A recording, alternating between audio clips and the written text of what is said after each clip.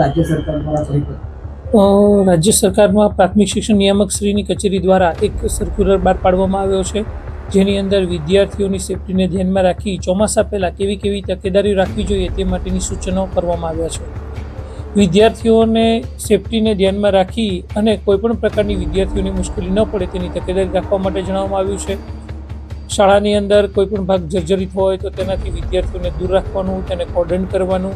આ ઉપરાંત કોઈપણ વૃક્ષો છે તો તેની ડાળીઓ નમેલી હોય તો તેને કપાવવા માટેની પણ કાર્યવાહી કરવા માટેનું જણાવવામાં આવ્યું છે.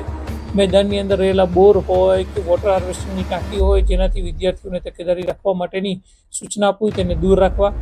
ઇલેક્ટ્રિકનું વાયરિંગ જે છે જેથી કરીને કોઈપણ શોર્ટ સર્કિટ ન થાય અથવા તો MCB સ્વિચની પણ એ બાબતની ચોકસાઈપૂર્વક ચકાસણી કરી લેવી, જેથી કરીને કોઈપણ વિદ્યાર્થીઓની ઇલેક્ટ્રિક બાબતે પણ કોઈ તકલીફ ન પડે. આ ઉપરાંત વિદ્યાર્થીઓને અતિવૃષ્ટિ બાબતે પ્રાર્થના સભામાં એનાથી અવેર કરવા, જેથી કરીને વિદ્યાર્થીઓને કેવા પ્રકારની તકેદારી રાખવી જોઈએ તેની પણ માહિતી મળી શકે.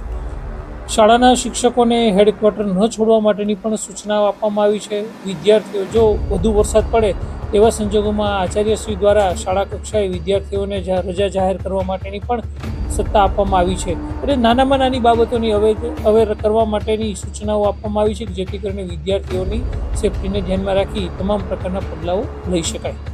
અત્યાર સુધી કોઈ એવી તમારા દ્વારા સર્વે કરવામાં આવ્યું છે કે જે વર્ગખંડ હોય કે શાળાઓ એવી કોઈ પણ શાળા જર્જરિત કે એવી કોઈ બાબતો જાણવા મળેલ નથી, પરંતુ જો કોઈ આવી શાળાઓ જર્જરિત હોય અને શાળાના આચાર્ય દ્વારા કચેરીનો સંપર્ક કરવામાં આવશે તો તેને જે કંઈ અગવડ હશે, મુશ્કેલીઓ હશે તેને દૂર કરવામાં આવશે અને તેને સહકાર આપી અને તેની જે તે વિભાગ સાથે સંકલન કરી તેનું નિરાકરણ લાવવામાં આવશે.